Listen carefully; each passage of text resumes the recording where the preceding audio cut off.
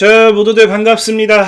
강태공입니다. 자, 금일은 이 삼성전자가 4분기 실적이 왜 중요한지에 대한 부분과 그럼 과연 정말 시장은 아니죠. 삼성전자가 목표 주가가 20만 원이 가능할까? 자, 그리고 이 순이익이 3배가 증가할 거다라고 보고 있거든요. 제가 하는 게 아니라 시티그룹의 이제 판단입니다. 어쨌든 보고 있는데 그 역시도 가능할까에 대한 부분을 오늘 방송을 통해서 좀 진행해 보려고 하니까, 자, 방송 전 늘 말씀드리는 여러분들의 좋아요, 구독하기, 댓글까지는 너무나 많은 힘이 된다라고 말씀드리면서 오늘 방송 시작해 보도록 하겠습니다. 자, 일단은 오늘도 역시나 삼성전자가 굉장히 강하게 치고 올라가고 있어요. 요즘은 7%, 이제 최근 이제 1월 2일, 그러니까 지난주 금요일에도 7% 정도가 올랐던 것 같은데, 최근에 삼성전자가 진짜 시장에서 굉장히 핫합니다. 여러분들도 알다시피 과거에 이 삼성전자가 3% 정도만 올라도 보통은 우리가 저가형 스모켓 종목으로는 치면은 30% 상한가 같다라고 할 정도인데, 지금 이렇게까지 공격적으로 매수가 들어온다는 건 굉장히 의미가 있다라는 거예요. 근데 중요한 거는 이런 삼성전자의 이 매수, 강한 매수세가 지금 철저하게 누가 이거를 만들어내고 있느냐. 오늘 같은 경우도 보시면 아시겠지만 외국인이란 거예요. 특히나 이 외국인 같은 경우도 누가? 골드만삭스죠. 골드만삭스가 하루에만 이렇게까지 많이 주워 담고 있고, 특히나 JP모건 같은 경우는 팔았다라고 이야기하고 있지만 그 전형적이죠. 얘는 워낙에 4848을 좀 많이 했기 때문에 얘는 크게 신경 안 써도 되는 창구라 생각을 해요. 중요한 건 이 골드만삭스의 수급을 봤을 때, 자, 보다시피 거의 이제 주가가 급등하기 시작했던 이 시점이죠. 그러니까 이 구간에서는 올 초까지만 해도 이제 골드만삭스도 사고 팔았다를 반복했다라고 생각을 해요.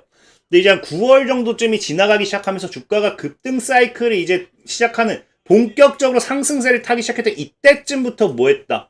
골드만삭스가 그냥 압도적으로 매수를 했다라는 거예요. 보다시피 이전과 다르게 매도 물량이 굉장히 많이 없다라는 거예요. 근데 이 골드만삭스가 매수한 게 왜 중요하냐?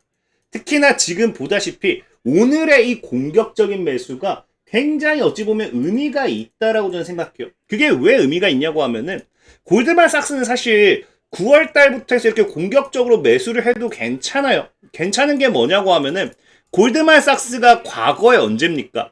12월. 당장 이제 한 달 전까지만 해도 삼성전자의 목표가를 14만 원을 이야기했어요. 그러니까 애초에 내년에 디램 가격, 그러니까 올해 디램 가격은 80%도 상승할 거라 보고 있고, 4분기에 영업이익이 19조 달할 거라고 보고 있기 때문에 이런 목표가 14만 원까지는 공격적인 매수를 한다고 해서 전혀 이상한 게 아니라는 거예요. 근데 하지만 오늘은 의미가 있어요. 왜? 자, 4분기 영업이익을 19조 기대한다라고 했잖아요. 그래서 목표가 14만 원 달성했거든요. 근데 오늘 삼성전자가 얼마? 13만 8,800원, 8,800원. 그러니까 지금 한마디로 완전 목표가 근접했음에도, 목표가가 근접했다라는 건 오히려 더 어떻게 해야 돼요? 보수적으로 이제 접근을 해야 되는 상황인데, 골드만삭스는 뭐 했다고요? 오히려 오늘 같은 경우가 더 공격적으로 매수를 했다는 거예요. 특히나 이제 아까 그 창구를 다시 보면 알겠지만, 최근 들어서, 과거 이제 이때를 제외하면은 최근 들어서는 이 9월 달에 9월 달 이후에 매집을 시작했다 해야 될까요? 주가를 끌어올리는 이 상승 탄력을 만들고 나서 그 이후에는 처음으로 엄청난 대량 거래를 집어 넣었다는 거예요. 그러니까 굉장히 어찌 보면은 이게 사실은 목표가를 앞두고 이렇게까지 한다는 건 말이 안 되는 거거든요. 그럼 여기서 우리가 생각할 수 있는 게 뭐냐고 하면은, 목표가가 다가왔음에도 공격적인 매수를 한다. 그러면은 지금 이제 골드만삭스가 기존에 생각했던 건 뭐예요? 4분기 영업이익이 19조였는데 이번에 이 4분기 실적 발표를 했을 때 19조는 그냥 무난하게 뛰어넘고 그 예상치를 상회할 걸로 본다는 거죠. 보통은 이제 우리가 얘네 영업이익을 이렇게 설정해놨을 때 이 근방에서 논다라고 하면은 주가는 크게 움직이지 않아요. 사실상 근방에 14만 원 왔다라고 해가지고 도달했다라고 해가지고 이걸 도달 19조 매출 영업이익이 나왔다 해서 그럼 그대로 나왔나요? 14만 원 정도에서 이제 그래서 앞으로 더 목표가를 상향할 것이냐 아니면 조정 줄 것이냐 거기서 고민을 하면서 목표가 근방에서는 좀 보수적으로 하방 압력이 나와줘야 정상인 건데 오히려 공격적인 이런 매수세가 들어온다. 그러면 철저하게 시장은 뭐다? 골드만삭스가 판단할 때는 이미 19조는 넘었다고 생각한다는 거겠죠. 실질적으로 그래서 오늘 같은 경우도 사실상 원래는 뭐에 대한 기대였어요. 영업이익이 20조 원이 돌파할 거라는 증권가의 전망들이 굉장히 많이 나오고 있다는 거예요. 사상 최초로. 그렇기 때문에 오히려 지금 시장은 이번 4분기 실적에 굉장히 기대를 많이 하고 있다라고 보는 게 좋아요. 그래서 여기서 20조 원을 돌파한다라고 하면은 사실 굉장히 의미 있는 거는 뭐 여러분들이 생각했을 때는 우리가 19조 원을 예상했는데 이게 20조 원이다. 나왔다. 1조나 더 나왔네.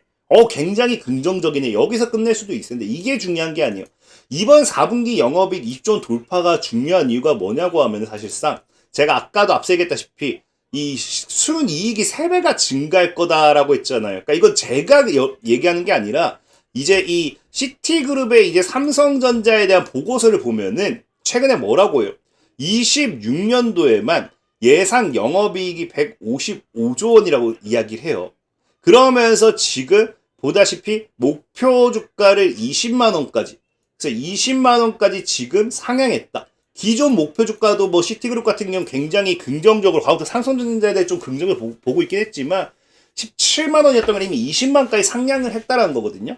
그래서 뭐 여기 뭐 다 읽어보면 그냥 대충 여러분 다 이해할 수 있는 심각한 공급 부족 현상이 발생할 거고 디램이라든지 낸드의 성장률이 꾸준하게 성장할 거고 전체적인 메모리 가격도 상승할 거고 그래서 뭐 이런 것들을 얘기하는데 사실 저는 중요한 게 뭐냐고 하면 아까 얘기했던 것처럼 이 4분기에서 매출이 중요한 게 아니라 이번 4분기 실적 발표를 통해 가지고 우리가 뭘 확인할 수 있느냐 아까 얘기했죠. 20조 원을 돌파한다 했을 때는 이 시티그룹이 지금 내건 전망을 봤을 때 보다시피 25년도 그 순이익입니다. 순이익이 지금 현재 약 40조 원이에요. 약 40조 원을 예상하는데 지금 당장 26년만 돼도 얼마? 112조 원. 그러니까 거의 약 3배 정도는 바라본다는 거겠죠. 그러니까 지금 매출이 오르는 게 중요한 게 아니라 순이익이 늘어난다. 여러분들 알다시피 매출이 증가한다고 해서 순이익이 무조건 증가하는 건 아니에요. 뭐 원자재 가격 상승이라든지 아니면 뭐 인건비 뭐 또 연구개발 비용 투자라든지 아니면 뭐 공정 확대 뭐 이런 것들이 계속해서 투자로 빠져나간다라고 하면은 순이익은 감소할 수밖에 없어요. 근데 순이익도 엄청나게 증가한다라는 거는 오히려 이제 삼성전자가 투자하는 비용보다도 디램 가격 상승에 따른 남는 돈이 더 많다라는 거예요. 근데 그게 언제 판단이 된다? 아까 얘기했던 것처럼 4분기 실적에서 20조 원을 돌파한다는 가정 하에 정말로 이게 가능해질지도 모른다는 거예요.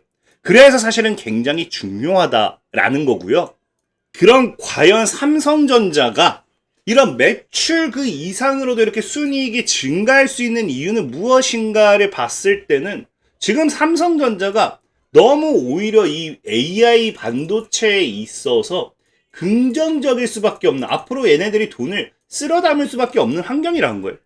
지금 보다시피 기존에는 원래 매출이 증가한다라고 하면은 이게 무조건적으로 아까 실적으로 이제 반영되는 게 아니기 때문에 순수익으로 업황 회복에는 회복 신호로서 긍정적이지만 이런 비용적인 부분도 늘어난다든지 이렇게 된다라고 하면은 당연히 반응은 제한적일 수밖에 없어요. 근데 삼성전자 주가가 이렇게까지 올라갈 수 있는 진짜 열쇠는 뭐다? 지금 순이익의 급증에 대한 부분에 이런 이익 체질의 업그레이드 시간이라는 거예요. 그러니까 지금 현재 주가의 밸류에이션 리레이팅을 유발한다라는 게 뭐냐고 하면은 자, 아까 했다시피 이제 매출이 증가해서 산업이 반등하니까 반도체 슈퍼사이클에서 삼성전자의 이익이 늘 거야. 여기서 끝나는 게 아니라 자, 우리가 고정비 산업의 레버리지 효과라고 해요.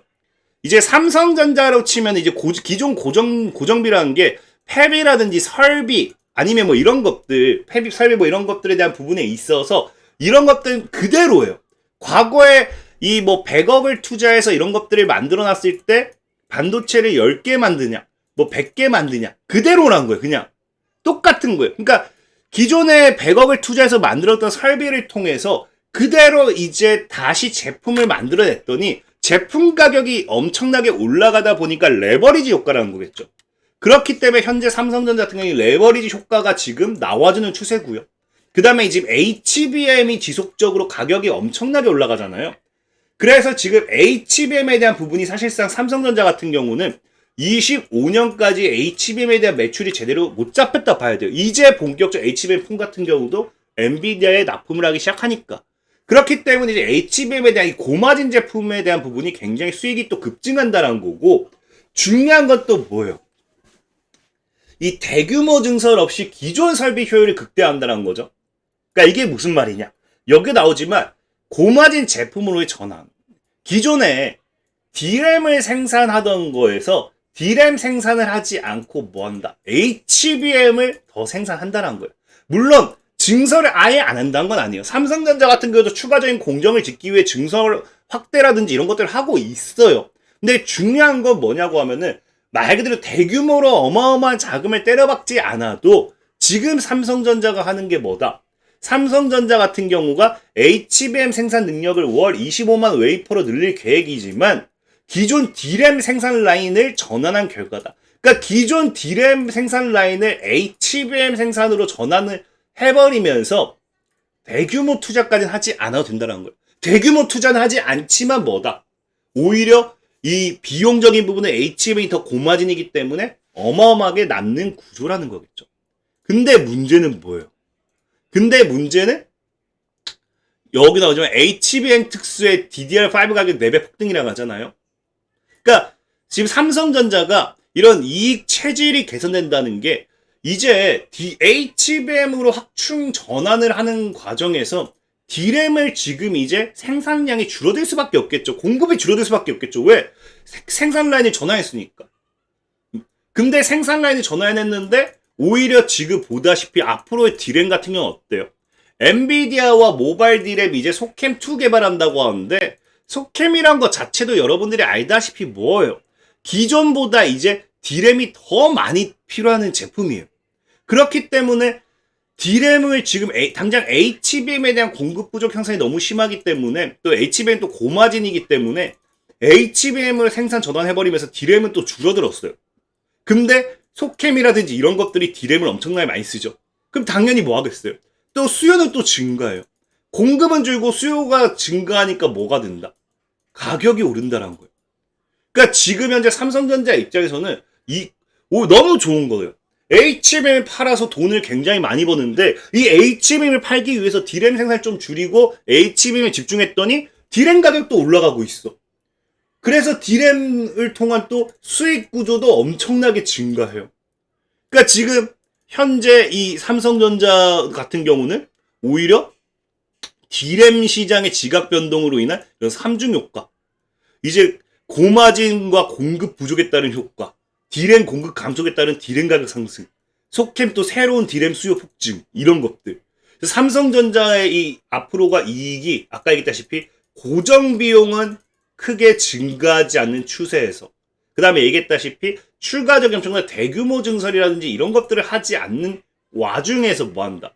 이익은 엄청나게 증가하는 효과를 가지고 올 거다라는 게 26년 전망이에요. 그래서 시장이 아까 시티그룹이 그래서 순이익이 몇 배까지 증가할 수 있다. 3배까지도 증가할 수 있다라고 이런 리포트를 쓰는 거겠죠.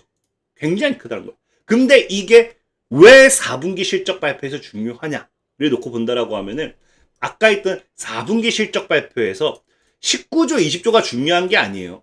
이제 4분기 실적 발표에서는 이 정말 3배가 가능할 거냐 불가능할 거냐. 3배가 가능하다면 시티그룹이 얘기했던 목표 가격 20만 원도 가능하겠죠.